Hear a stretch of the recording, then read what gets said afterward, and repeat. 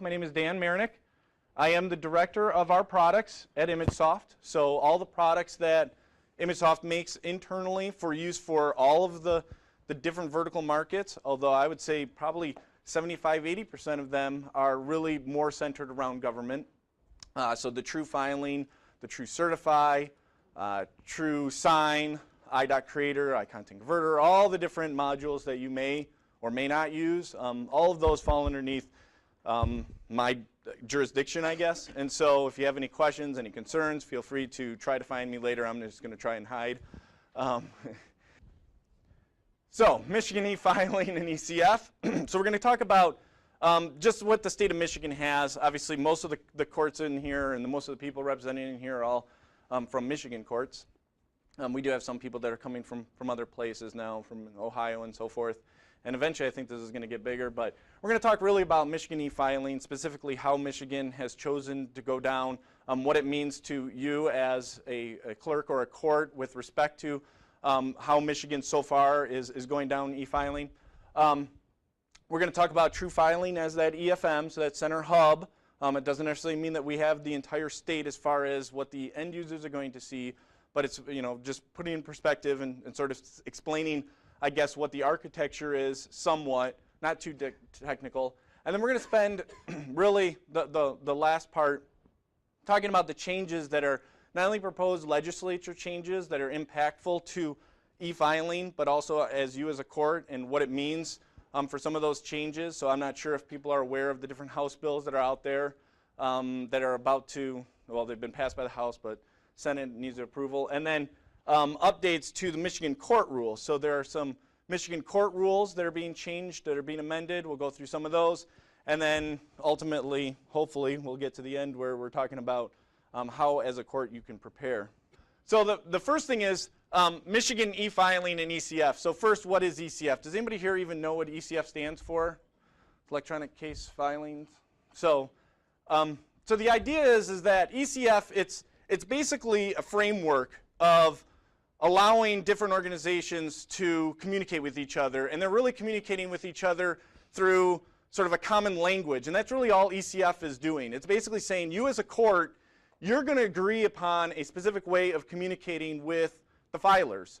You're going to agree upon a specific way that you're going to deal with the other government agencies, and so it's basically making a unified way of making people communicate. And so as you can see, if somebody as a filer wants to, speaking in French, say that they want to actually file electronically, if they're not speaking the same language, if you're not speaking the same sides, you're not going to be able to communicate. And so what ECF is really doing is allowing or basically building that framework of two different sides being able to communicate with each other. With that, there are some components with ECF. The predominant one is what they call the EFSP, which is an electronic filing service provider. That is the fancy term for just sort of the web page, the home page, the portal, which the filers are going to be filing into. And as you can see, as the graphics going through, the filers are going to be using this from their laptop. They're going to be communicating with this EFSPs. Those EFSPs are, from a state of Michigan standpoint, there may be one, or there may be even more than one. And so the idea is that with this framework, the court now can actually accept filings from a variety of different sources. So those sources may be other commercial EFSPs, so they may be multiple places. There may even be ones that are from internal applications that you've made. So an e-filing vendor, commercial systems, there may be some in-house ones. You may even be updating your actual homegrown systems. So there may be things like your court, your case management system, the statewide system of JIS, that may have some direct connectivity. If you have a homegrown back-end case system, you can have direct capabilities. So think of things like e-servicing through an existing system. Man, I'm talking a lot slower than I thought I would. But the idea is that there's a whole variety of these EFSPs, these filing service providers. And each one of those filing service providers are connecting into a central hub, a central portal. And in ECF, that central portal is what's known as the Electronic Filing Manager, or EFM. And some of this stuff you're not really going to care too much about. Some of this stuff, yeah, it's probably going way over your head or you have no desire to even know. But fundamentally, the biggest piece is that because we're all talking the same language, you as a court don't have to worry about whether or not you're going to be compatible with what other jurisdictions are doing, with what the appellate court may be using or the Supreme Court may be using, or from binding from district court to circuit court. All of you will be talking now the same language and on the same platform, hopefully, eventually. And the filers are also bound to those same constraints. So even these EFSPs that are sitting on the side, they're all bound to and communicating to that EFM as well. In the state of Michigan, they have awarded TrueFiling, or ImageSoft's TrueFiling, as that center EFM. And all that really means is that we are going to be using, or we are going to act as that central hub. So as I was saying before, that just provides access to other EFSPs. It allows them to connect into this TrueFiling EFM. They can get things like information about the court, information about what type of filings are accepted. It allows different types of offerings from different type of providers. Some of those may be legal services of Northern America, might make an EFSP for the indigent or pro-per filers. It may be, again, a court application or a police RMS system might be able to file documents into the court system directly from their own line of business application. All of that eventually gets routed into what the court is using, what the clerks are using from their clerk review. They're also sitting onto that, sort of, wheel and spoke. And they're constantly doing a review process of all those filings that come in. So it doesn't matter whether or not it's coming in from the police agencies or a district court, or if it's coming in from a bind over, or if it's coming in from a commercial vendor. All of it is going through to one particular system. And the beauty of having this EFM is you as an organization, you have to start thinking about the things that really matter to you. Things like, what does your court actually accept as e-filing? Because now that everything's centrally located and everybody's communicating through that EFM has to kind of know what you guys as a court, what you as a clerk's office are going to be accepting. Are you going to be accepting criminal cases? Are you going to be accepting only general civil? Are you going to be doing district courts?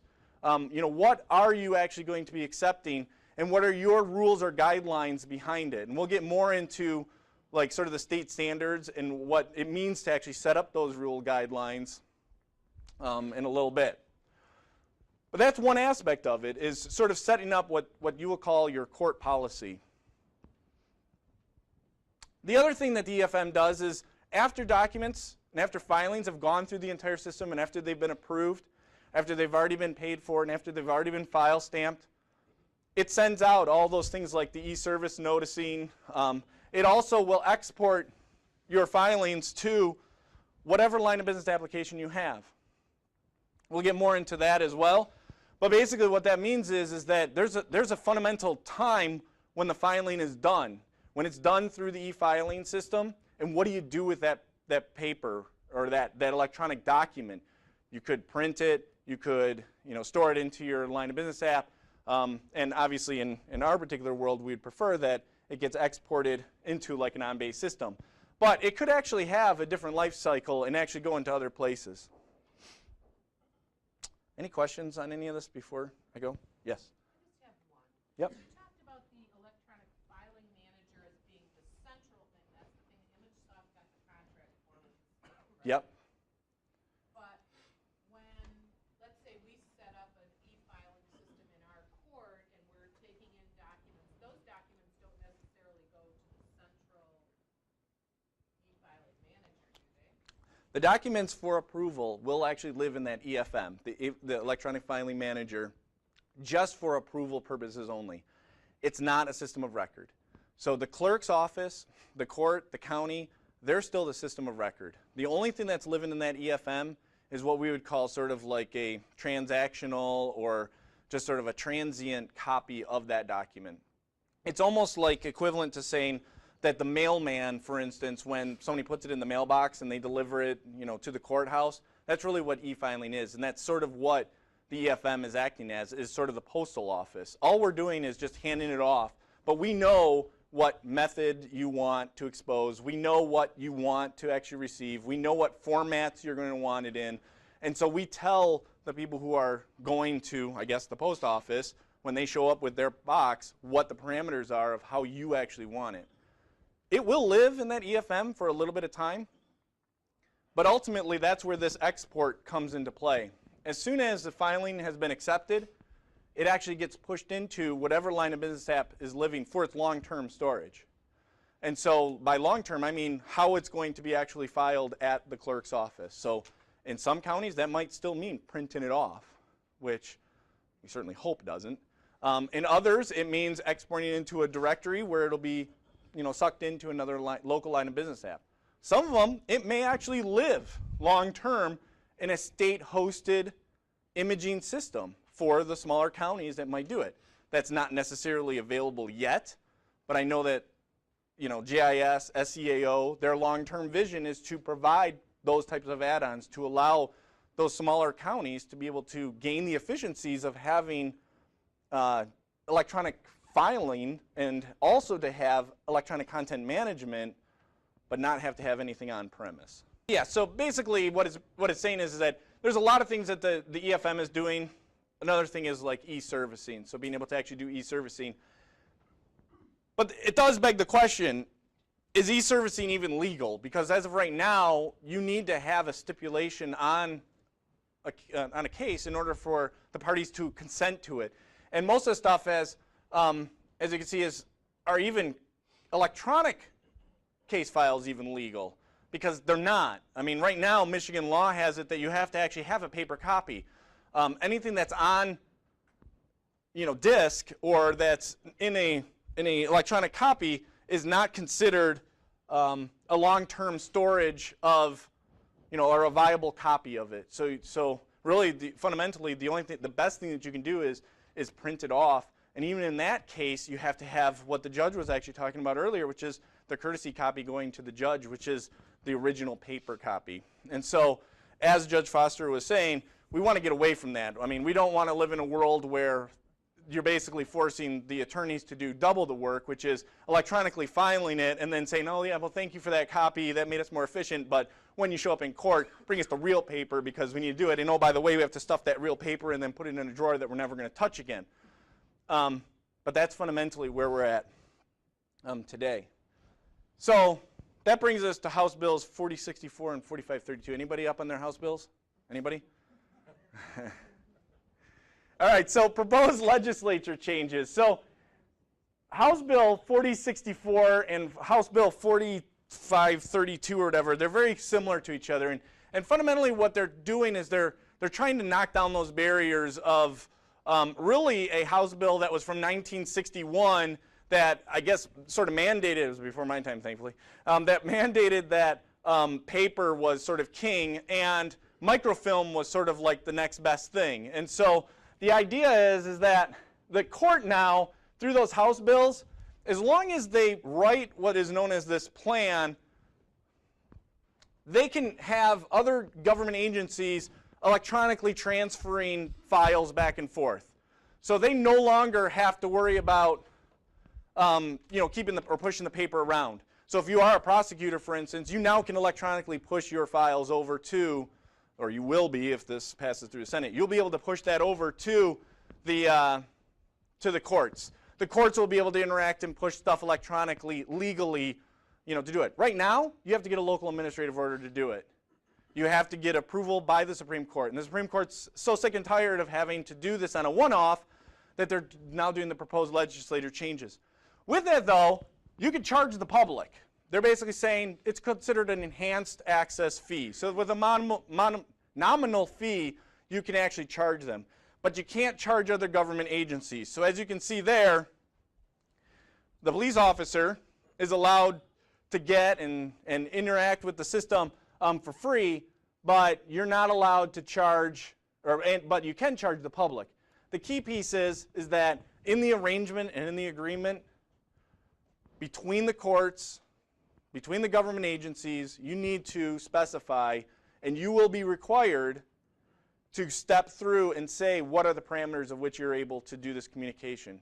Again, they're going to not necessarily be ECF compliant in this case, but they're going to be what is known as NEEM conformant. And so I'll draw on the dry erase board. So if you don't know NEEM, it's the National Information Exchange Model, I think is what it stands for. I should probably know. NEEM is how the US government sort of imposes how all agencies communicate with each other. ECF and all the standards I was talking about before is built on top of NEEM. All of them, all of ECF and all the transactions and all the communication are all NEEM conformant. They all rely on NEEM. All of your interactions between these government agencies, they're going to make sure that you conform, and so everybody, again, is speaking the same language. You don't have some speaking that French and some speaking Italian and so forth. So that your communication, although it's not going to be like plug and play that you can instantly talk to each other, but the idea is that you would have the ability, or when you're talking about a case, all of the defined ways of how you communicate a case are well defined. You may not need all the elements, you may not care about all the elements, you may not care about party information, you may not care about their email, but when you're communicating with them, you at least know what to expect from that side. The other thing is that you're not, as another government agency, allowed to sell that data. So that's part of the sort of the rules of the contract. I don't think they want what I believe LexisNexis was nailed for this a while ago, of data mining, of purchasing documents from a court and then reselling it themselves. You know, they don't want any other government agencies. Part of the deal is you're allowed to transact for free, but you're not allowed to go ahead and turn around and resell that. So no ideas, whoever had department heads that were thinking that would be a cool budget way.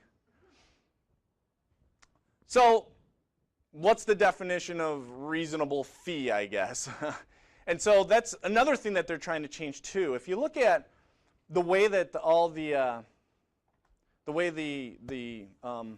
House and the way that the Michigan laws have it, there's no place in there. So the statutory fees that are in there are all set, you know, by the Michigan court rules, and you have to get a whole bunch of things changed in order to be able to change it over. But the idea is that you're able to charge now, or they're trying to change, the proposed changes would be that you can charge anything that's going to be able to recoup your costs within reason. So you're not allowed to gouge the customer, but at the same time, now that you're using newer technology, there's some implied things that you're going to have to provide.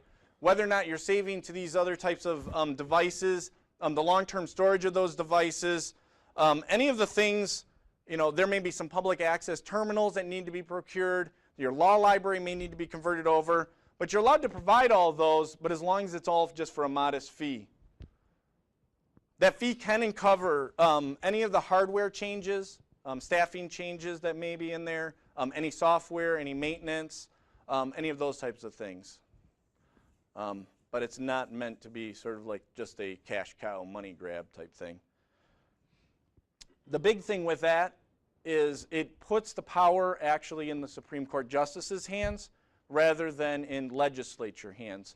So today, to change some of those fees that are at the court, it needs to go through the House bills.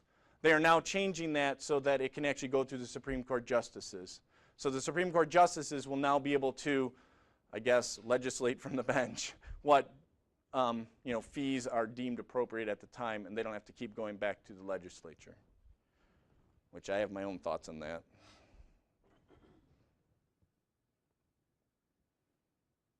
Any questions?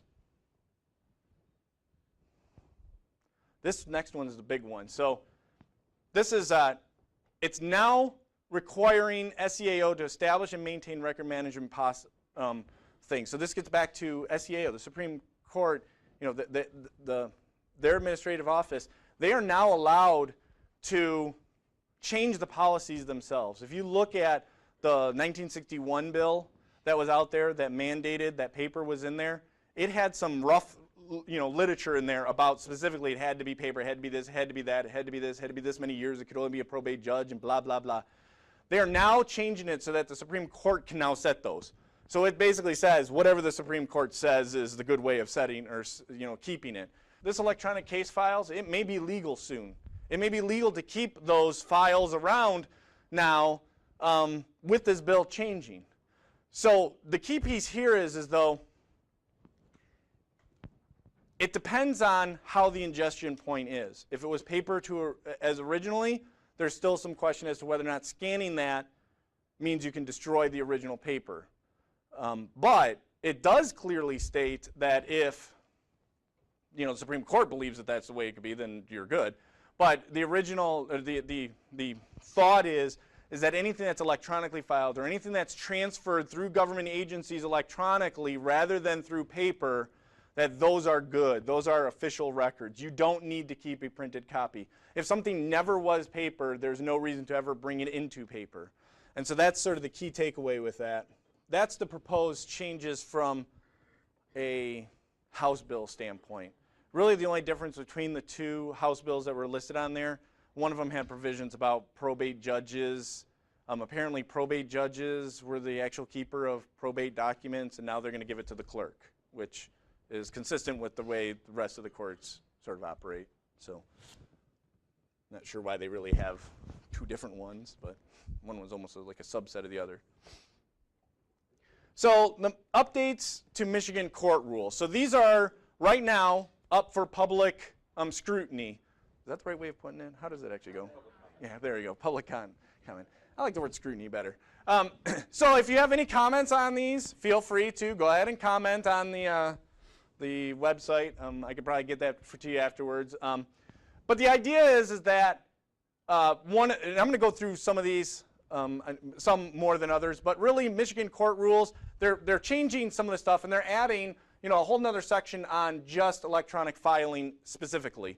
And so what they're saying is that each court that implements e-filing is going to have to come up with their own e-filing plan. So this is sort of the first step in preparing for e-filing, is making sure that you have a plan that talks and covers all of the different tenets of what SEAO and the state of Michigan are going to require you to do. Some of those are going to be things about document availability, how you're going to do your security, how you're going to authenticate your documents, make sure that they're authentic, your entire process on that, what types of documents you're going to, or filing types you're going to support, what your fees are going to be, what your hours of operations are going to be. I mean, all those parameters need to be documented and well defined.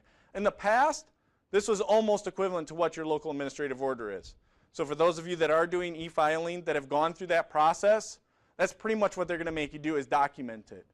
What it is going to do, though, is it's going to have to fit within the requirements of what SEAO is specifying. So in the past, we all sort of jumped on the bandwagon of what Oakland County did because they were the first ones to do it. They were the first ones to do e-filing. Their local administrative order is pretty good. I mean, it's exhaustive in all the things that it does. Everything from electronic filing service to the amount of fees that they specify, hours of operation, transmission issues, all those things are all built into there. The idea is that going forward, they're still going to have something that needs to get approved by SEAO, sort of like that local administrative order, but it's more or less just making sure that you've done your due diligence, sort of like what those pilot courts have done, to make sure that you've really thought out thoroughly how you're going to do it. Judge Foster, said it earlier. They tried it. They thought they knew what they were doing, but obviously there was a lot more, devil in those details. And so what the state is trying to do is come up with those best practices, those guidelines, and sort of templates on how to get to this point. So keep in the back of your head this electronic filing plans. The original date, obviously I can't give too many dates because I'm not the state. I don't work for the state. I'd probably get yelled at if I did, but, well, not if I yelled at, well, whatever. But the idea is, the initial thought is, at best, the beginning of next year is when people will start being able to really look at these. There's a lot of changes that need to make. Those House bills need to make it through the Senate in order to make any of this even possible. And then second, these court rules have to go through the scrutiny, what is it? Comment period. And then those also need to get approved by the Supreme Court. They're the ones that change it, right? Supreme Court. And with that, that's when really the state is looking at getting the counties that have the wherewithal to be able to start building that e-filing plan. So if you ever hear from the sales team, the Michael Eidlines, Kevin's, the whomever, that, hey, e-filing's ready, we're ready to go, just make sure that, he should be saying, let's start getting your filing plan together rather than, hey, let's start getting you some licensing and whatever. Well, there's not really much licensing, but you get my point. Let's see how much I've exhausted because I don't remember where. Yes. So this all ties to publishing that to that EFM.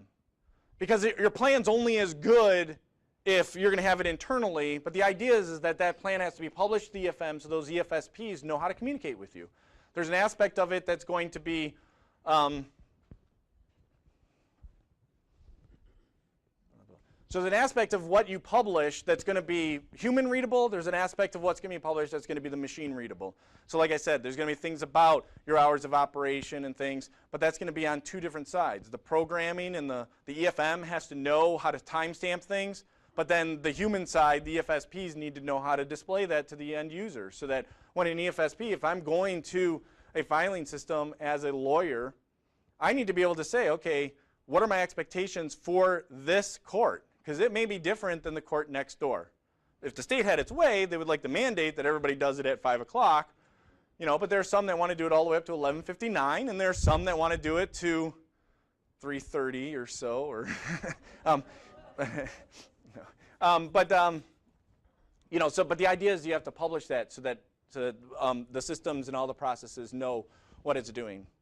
So the fact that we're allowed to electronically issue, file, and serve, those orders, it allows for having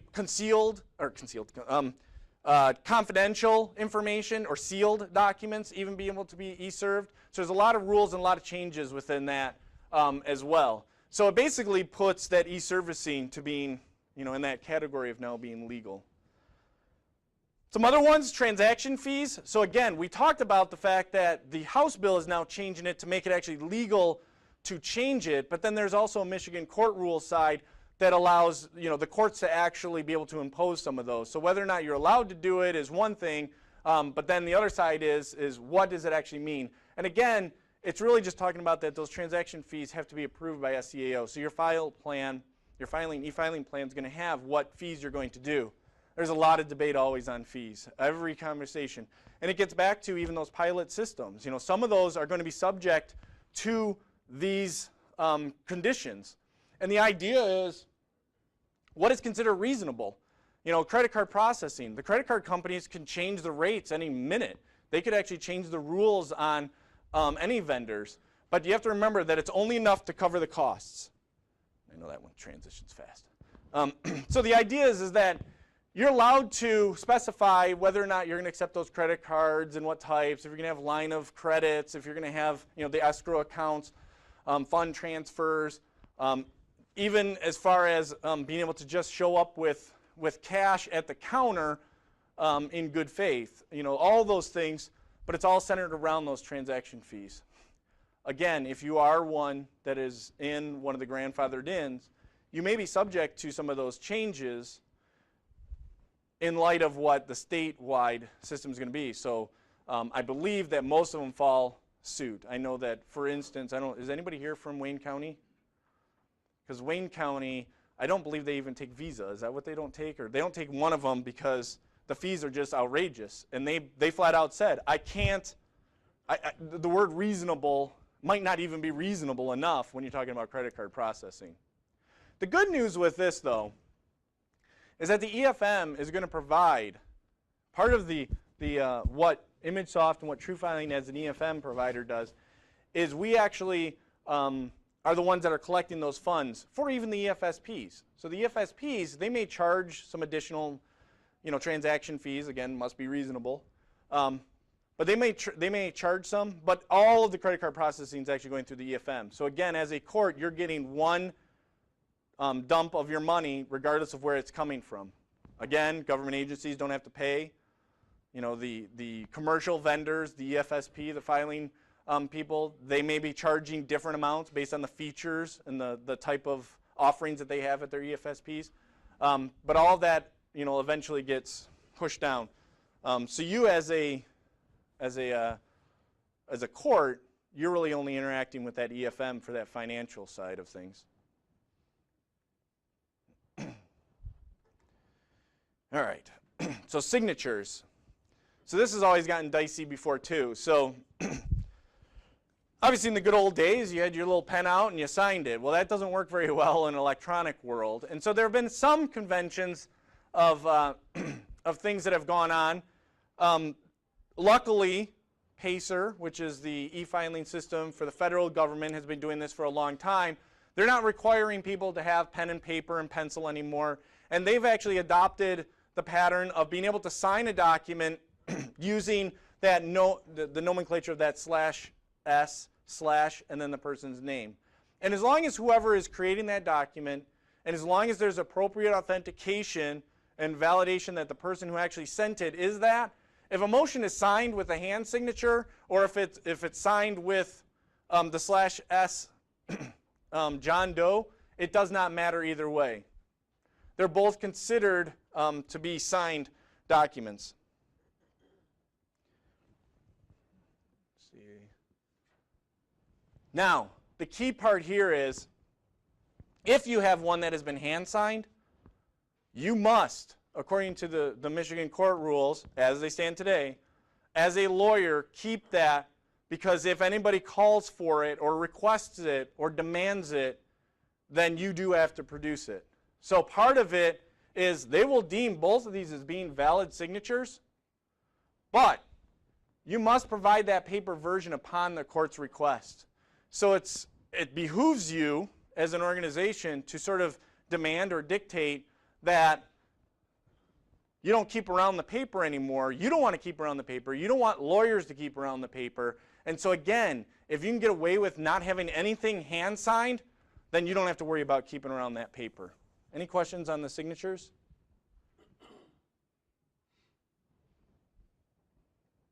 This will be the sales pitch, of course, side of it. Obviously, we do have our own signing piece. So for those proposed orders or anything that's electronic, we have sort of that beauty of, or best of both worlds. People like having that hand signature thing. Seeing /s/ from a judge normally doesn't cut it. Most people don't really think of that as being a very good way of signing. And so that's why we have, and we offered the TrueSign, or iSign as it used to be called. So it gives that wet-looking signature. It's burned in. It has all of the benefits of when it's printed, if it's, God forbid, printed, or if it's transferred over, that somebody can actually look at it and say, wow, that does look official, because it actually has something that looks like a signature. It has that flower box, the honorable, blah, blah, blah, underneath it, P numbers, date stamps, all those pieces. So the good news is that there was actually a law last year that was passed that made even those types of signatures legal, because even though people have used it, it was still questionable whether or not it was admissible, and you had to have local administrative court orders again and all those other special restrictions on being able to use it, but that has now formally been approved to be used in all cases, so we do have the ability to do that. And we're actually thinking through our EFSP of allowing people to sign it that way if they wanted to have a signature on file as well. Basically, this is just getting back to the fact that the official court record, that it actually can now be legal. So that those electronic copies are good enough. You don't have to worry about having anything more. One of the other parts of the Michigan court rules is talking about transmission failures. There are going to be situations, even TrueFiling has gone down before, I hate to admit, but it is possible for the system to go down and for something to be attempted or tried to be submitted. And there may be instances where you have a deadline, you have to make it, and you're supposed to get it down there before 3, before 5, before whatever, by a certain date. And the idea is that you as a court need to not only determine what that time and effect of what it's going to be considered, but in the event of a transmission failure, the onus is upon the filer to validate or to verify that they've done their due diligence on trying to get it all together. So if somebody does submit something at 3 o'clock and everything's great and everything's good, the whole point of the EFM is to get that thing timestamped. So that document coming in is going to be stamped with whatever time that your court policy plan says. If it says after 5 p.m., we stamp it the next business day. If it says before 3, we do it here. If every 5th Tuesday, whatever you guys get approved in your way of doing it, that's what it is. However, if it's 8 o'clock and Mr. Double Facepalm, filed it wrong and it's considered the next business day, in your plan, you need to set up those things. And part of what this thing is talking about is the rejecting of documents. So as one example, if they miss that 5 p.m. deadline and in there it says that you must do it by 5 p.m., the clerk on the other side, the next business day, or even if they're working at 6, even if they're working over the weekends or whatever they're doing, if they see that something has sort of transpired or transacted, they can reject that document. And you can reject that document for any of the multitude of reasons that you would reject documents now. You forgot to sign it. It's, you're not a party of interest on the case. Whatever, ways you guys normally do your rejections. Public access terminals. So I do want to touch on this because this is actually very key for preparation. A lot of talk is always about the reasonable fees and how much you're charging, what you're doing. And I think I'm going to give kudos to the 13th Circuit Court, especially Judge Rogers, who has flat out said, he's not in it to make money for those convenience fees for the amount of money. There's a lot to be made for convenience fees and basically just charging the lawyers. But fundamentally, there is a very valid reason why he's taking that money. He has invested in not only the infrastructure within their own organization as far as building up the workflows and getting things improved in hardware, but also for the general public, because public access terminals are going to be put in at some point. They're going to be having a scanner or having their law library actually converted over. So one of the things you want to do as an organization and as a clerk or as a court administrator is realize that just because you're paperless and just because people aren't coming to your desk with paper anymore and just because you might have clean offices from that, the conventional law library that you used to have, the one where people would go there and actually do research, is probably now going to be changed into some sort of media center where your clerks are going to be helping people that don't know how to use a scanner or don't know how to convert things or don't know how to register for the system or maybe even doing training on e-filing. And so just keep that in mind that there's a cost associated with that. Is there any questions? Is there any